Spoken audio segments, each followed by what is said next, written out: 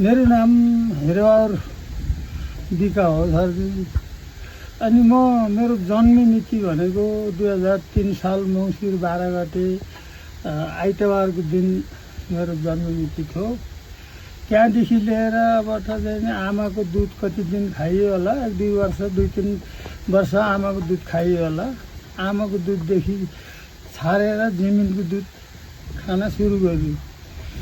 जमिनको दुध खाँदा खाँदै जमिनमा मिहिनेत गर्न लाग्यो, भैँसी पाल्न लाग्यो, गोरु पाल्न लाग्यो।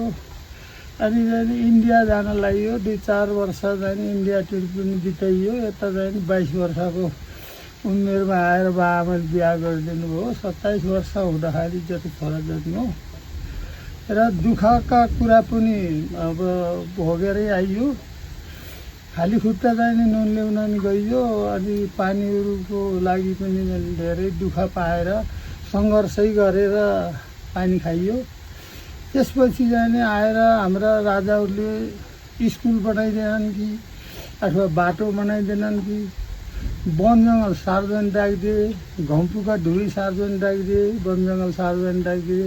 अहिले कसैले बेचेर खान्थ्यो होला, कसैले गरेर खान्थ्यो होला, कसैले चाहिँ आफ्नो दुःख मिहिनेत जसरी पनि गाई पाल्थ्यो होला, भैँसी पाल्थ्यो होला। अब तिनी कुरा हाम्रो तालुकुले पनि अलिकति जनता उप कल्याण गरेनन् र आएर चाहिँ अब हाम्रो चाहिँ ऊ बेलाका दुःख, पहिलेका दुःख भन्दाखेरि अब नुन ल्याउन बटौल जाने, पानी ल्याउन कहाँ छ पानी भनेर धेरै गाग्रो बोकेर डुल्ने। पछि पानी पनि आयो, अहिले नुन पनि आयो, बाटो पनि आयो, मिठा मसिना चिनी गुल्ला भए, अनि हिउँचुली हल्का भए, नदी लामा भए। यिनी कुरा पनि मान्छेलाई जाने केही न केही अहिले झाटो ढेकी गर्न पर्दैन।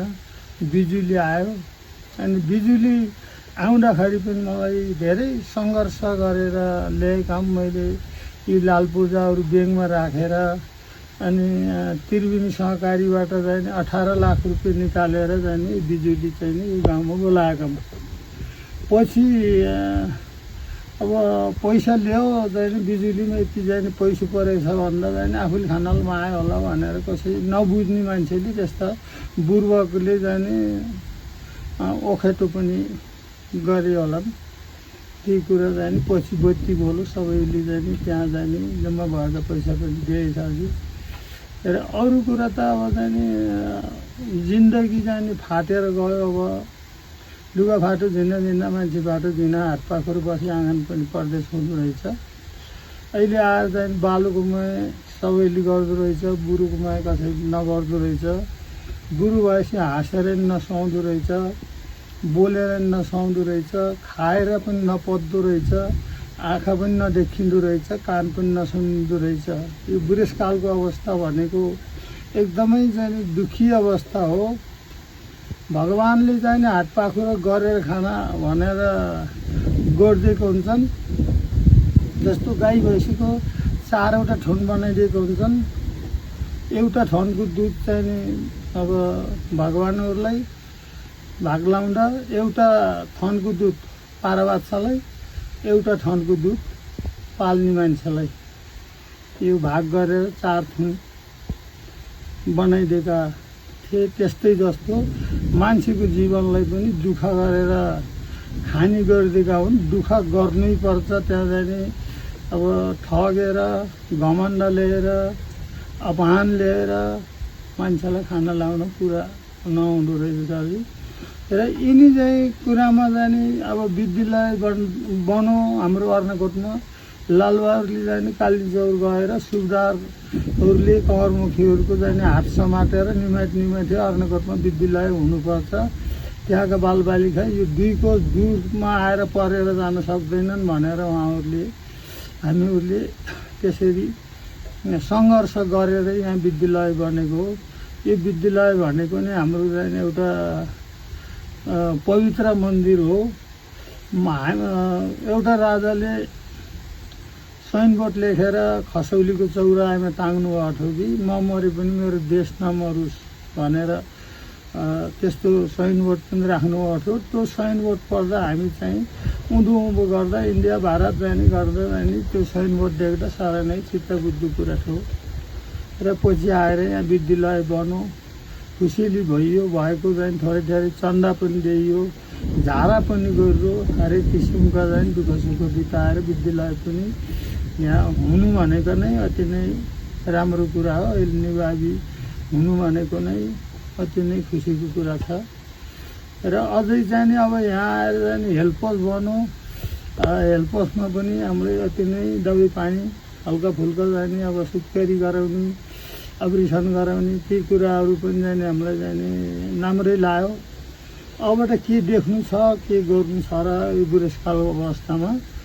र बाँचेका जाने युवक युवतीले पनि ढाँटेर नबोल्नु चोरेर नखानु भागेर नहिँड्नु सही सत्य बाटो हिँड्न पर्छ आफ्नो जाँगरलाई सौती अंश लाग्दैन भाइ अंश लाग्दैन सरकारले हर्दैन आफैलाई नै पवित्र हुन्छ भोको बस्नु पर्दैन नाङ्गो बस्नु पर्दैन तिर्खो बस्नु पर्दैन आफ्नो जाँगर गर्नुपर्छ जुनसुकै कुरामा मैले मेरै जाँगर गरेर मैले चाहिँ ठाउँ जग्गा पनि ल्याएँ ठाउँ घर पनि बनाएँ यो जन्मदिनको भाग अलिकति दुःख लेखेको रहेछ र यो दुःख बेहोर्दै आइयो र हाम्रो एउटा महेन्द्र राजा वीरेन्द्र राजा मरेको चाहिँ महेन्द्र राजाको त छाप चल्थ्यो अघिदेखि नै पुरा महेन्द्रले पनि आफ्नो ठाउँबाट गर्नुभयो होला तर वीरेन्द्र राजा चाहिँ यो नेपालको देशभरि घुमेर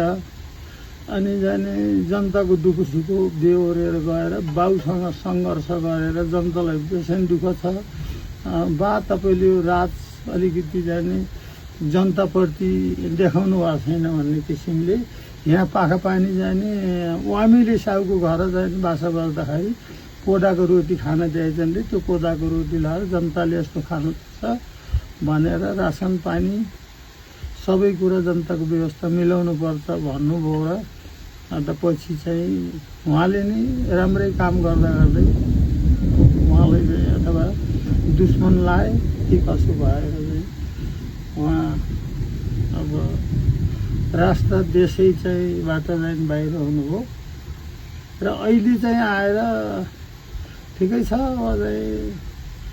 अब गणतन्त्र लोकतन्त्र यिनीहरूले पनि अब पालो पाउनुपर्छ खाना एउटा नुनले मात्रै पालो पाउनु अरे अरू त एक छाक भात एक छाक आटो एक छाक ढिँडो एक छाक रोटी खाएपछि मान्छेलाई सस्ता पनि हुन्छ राम्रो पनि हुन्छ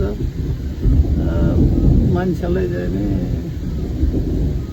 पाउनु किसिमको चाहिँ खाइलाई बसै उठाइ बसै बोलै चालै अब कुन किसिमबाट अर्कालाई पनि राम्रो हुन्छ आफूलाई पनि राम्रो हुन्छ भन्ने त सोचेर बोल्ने घोचेर बोल्ने सोचेर छोड्ने काम गर्नुपर्छ सबैसँग मित्र भावना लिएर बोल्नुपर्छ सबैसँग मिठो भावना लिएर बोल्नुपर्छ सबैसँग शक्तिको भावना लिएर बोल्नुपर्छ म अहिले चाहिँ 80 वर्षको अवस्थामा अब बोल्दैछु हिँड्दैछु घाँस काट्दैछु पानी ल्याउँदैछु आटो पकाउँदैछु कुकुर पालेको छु कुखुरा पालेको छु भैँस पाल्छु गोरु पालेको छु अब चाहिँ खेती गरेको छु अब दैलामै केरा पनि रोपेको छु अनि चाहिँ बयरहरू पनि रोपेको छु चाहिँ ओखारोहरू पनि रोपेको छु कागतीहरू पनि रोपेको छु त्यसलाई पनि सेवा गर्नुपर्छ र बल्ल मात्रै मेवा मिल्छ रोग लाग्यो साथी हावाले झाल्यो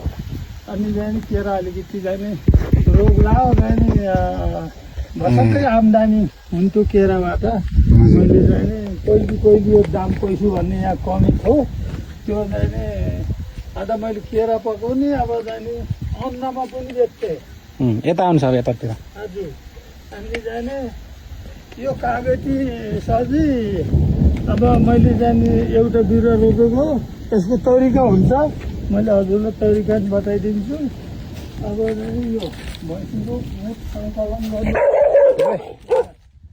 कसै खा यो भैँसीको मुठ सङ्कलन गर्नुपर्छ यसको जरामा यसको जरामा मलको लागि यो बिरुवाको लागि यहाँ भैँसीको मुठ चाहिँ उठाएर यसको जरा फालिराख्नुपर्छ ए, रोग लाग्दैन फल्न जाने अब 12 मास हो कि खोलिसक्यो यो खोलिसक्यो यिनी गोरुले जाने फर्किँदा फर्किन्छन् तलभन्दा ढिकतिर जान्छन् माथिभन्दा कुनातिर जान्छन् गोरु नआउने भने हाम्रो केही पनि छैन अहिले चाहिँ मिसिनले जोत्छन् अरूले मैले चाहिँ गोरु पालेर जोतिराखेको छु गाउँमा